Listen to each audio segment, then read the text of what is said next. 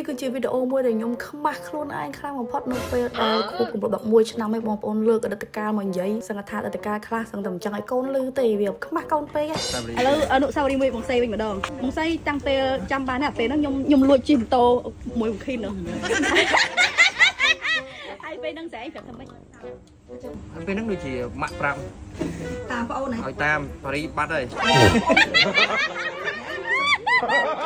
ចេះមើលងាប់អត់បងទៅបាត់អាតាក៏អត់មានតាមមិនតន់ខ្ញុំឯងអ្នកតាមគាត់ចាំពាក្យម៉ាក់ញ៉ាំនៅយិនម៉ាក់ចាំពាក្យម៉ាក់ចាំតែម៉ាក់តែថាតែនិយាយចុះឡើងឲ្យម៉ាក់ធ្វើវិញហ៎តាគាត់ចាំឆ្លើយចាំឆ្លើយអេលីថ្ងៃនេះ anniversary ប៉ាប៉ានិងម៉ាមីមានអីជូនប៉ាម៉ាមីឲ្យប៉ាប៉ាអត់ប៉ាអីម៉ាមីទឹកទៅហើយជូនប៉ាអីម៉ាមីមានលុយច្រើនអូហើយចុះបេឡាវិញកូនដល់ចង់ជូនប៉ាមកអីចាចាឥឡូវយើងនាំគ្នាទៅញ៉ាំអីផ្ទះយាយភីយាយភីកាភីប៉ាទៅហាត់5សិនមែនប៉ាហាត់5សិនអូខេអូមានកូនក្រក់មួយអូខេយើងអូនចាំតែម៉ាក់បាយបាយ thank you តាមពិតទៅ anniversary របស់ខ្ញុំហ្នឹងក្នុងមួយឆ្នាំគឺ2ដងបងប្អូនដោយសារតែថ្ងៃដែលខ្ញុំជួបគ្នាហើយស្រឡាញ់គ្នាដំបូងក៏ខ្ញុំយកជាថ្ងៃសំខាន់ហើយថ្ងៃដែលខ្ញុំរៀបការក៏ជាថ្ងៃដែលសំខាន់អញ្ចឹងគឺខ្ញុំអត់បំភ្លេចវាទេថ្ងៃហ្នឹងគឺត្រូវជាប់ថ្ងៃគ្នាហ្មងម្លងគ្នាតែមួយថ្ងៃទេ anniversary 11ឆ្នាំហ្នឹងគឺខ្ញុំធ្វើថ្ងៃទី29ម្លងតែមួយថ្ងៃ1ចូលខែ5ហ្នឹងគឺដល់ថ្ងៃខ្ញុំការគម្រប់8ឆ្នាំអញ្ចឹងវីដេអូនេះដែរគឺជាវីដេអូដែលថ្ងៃ29គឺខួប11ឆ្នាំរបស់ខ្ញុំហើយយកបានទៅណាទេគឺបានមកជុំគ្រួសារដោយសារថ្ងៃនេះម៉ាក់ខ្ញុំអត់ចេញលខោណអញ្ចឹងក៏ឆ្លៀតមកលេងមួយគាត់ហើយក៏ជប់លេងមួយគាត់ទីទួចនៅផ្ទះប៉ុន្តែបែបលក្ខណៈកក់ក្ដៅមែនតើហើយពេលហ្នឹងខ្ញុំឆ្លងដែរមិនបានខ្ញុំមកដល់ភ្លាមហើយខាងនេះគេជិះតាណារយយើងទៅតែដឹកគ្នាដល់លេងវិច័យដនពេកតែខ្ញុំពេលហ្នឹងក៏ខ្ញុំមិនទិញចាប់អារម្មណ៍អីមកនិយាយគ្នាលេងមួយម៉ាក់ពួកអីមកសុំ reaction របស់គាត់ក្រោយពេលដែលគាត់ដឹងថាខ្ញុំទិញទៅនៅសៀមរាបហើយថាតើគាត់មានអារម្មណ៍មិនស៊ូម៉ាក់សិនមកវីដេអូហើយដែរឃើញណាកូនហើយមិនមានអារម្មណ៍មិនដែរចង់និយាយថាដូចសម័យកូននិយាយមែនហើយម៉ែរំជួលចិត្តខ្លាំងដោយសារចេះហើយបើជាដូននៅជាដូននៅដែលគាត់គេធ្លាប់មើលងាយកូនទៅជ្រកខំផ្ទះគេគប់គេដេញបើសិនជាដូននៅមិនដឹងជាគាត់មានមោទនភាពយ៉ាងណាម៉ែពិតជាសប្បាយចិត្តខ្លាំងបំផុតដែលមិននឹកស្មានថាគ្រួសារអ្នកសិល្បៈដែលធ្លាប់គេមើលងាយកូនឈានមកដល់ចំណុចមួយនេះគឺមករំភើបងើបឡើងគឺលែងលក់ហ្មងកូនមិនមើលចាមើលកូនមើលប៉ាប្រាប់ហ្នឹងហើយកូនបានមកចឹងដូចបំពេញបំណងគ្រួសារដែលយើងក្តីសម័យកូនហ្នឹងគឺទីមួយទឹកដីហ្នឹងកន្លែងដែលយើងស្រឡាញ់ហើយតែគិតតែត្រូវវាអត់មានវាសនាអត់មានវាសនាចឹងមិនចង់និយាយថាវ័យម៉ាក់ចាស់ហើយមែនទេកូនម៉ែអត់ដឹងត្រូវចំណាយលុយទៅទិញអីចឹងទោះបីយ៉ាងម៉ែមានលទ្ធភាពក៏គិតថាយើងចាស់ហើយទៅទិញអីហ្នឹងមានលុយតិចតួចទុកត្រៀមសម្រាប់ម៉ាក់ប៉ារៀបចំដំណើរត្រឡប់ទៅស្រុកកំណើត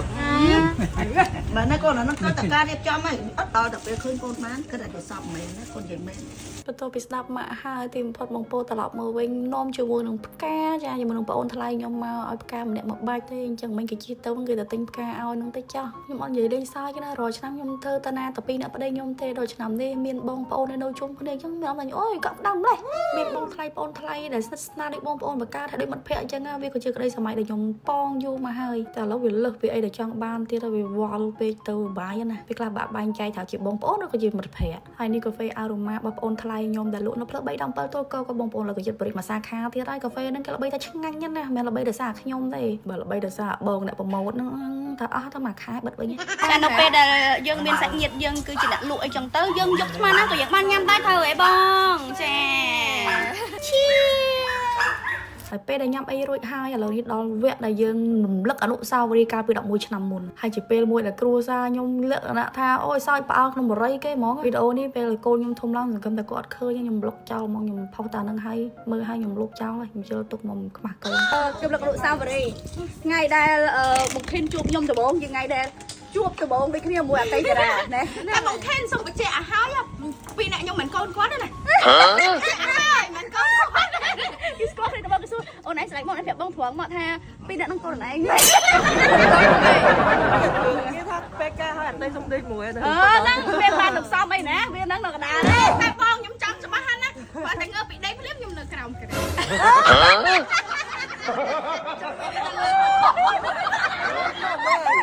ហើយចាថាអត់ទេមែនទេអត់និយាយលេងទេគឺនៅក្រោមក្រែច្បាស់ណាស់តែធ្លាក់ បងអ្នកដូចក្រម ចាឡើយខ្ញុំពេលខ្ញុំខែអត់មានទេខ្ញុំវិញខ្ញុំខំខែច្បាស់ណាស់គេដល់ចង់និយាយថាពេលហ្នឹងមិនវគ្គសំណេកហើយចង់និយាយថាខ្ញុំមិនតាមបងបារីដល់ពេលហើយងើបមកវិញខ្ញុំមិននៅលើក្រែទេប៉ុន្មាននេះអង្គរៈខ្ញុំពេលខ្ញុំនៅកំមុំណាហើយមិនឌីលមិនខ្លះម៉ាក់ជុំអញឲ្យហែងមើលខ្លួនប៉ុណ្ណេះហែងមើលមិនកើតអាថាហែងភ្នែកហែងដល់ណាចុះបើខ្ញុំយាមមកមុខគាត់ចង់ញ៉ាំក្រោយហែងឃើញមកឃើញតែបងប្រែណៃខ្ញុំឃើញប្រែណៃ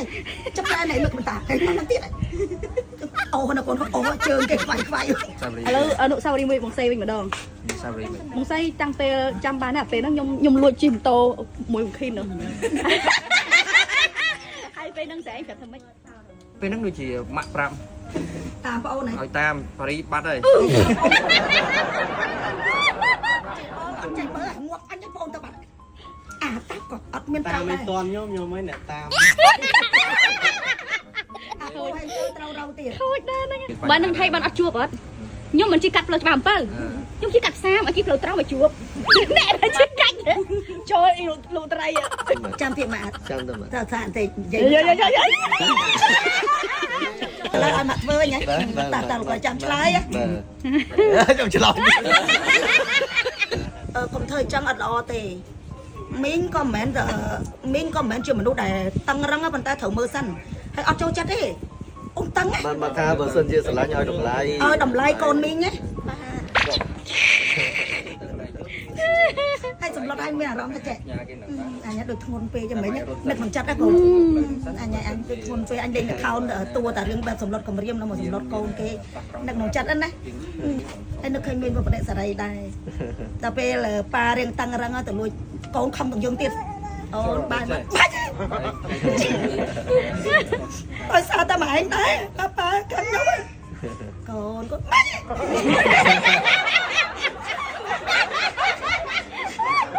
វាកូនវាខំទាំងយើង អូនជួយចោតទៅមក ហេមកមកវាមកដល់ថ្ងៃហ្នឹងឯង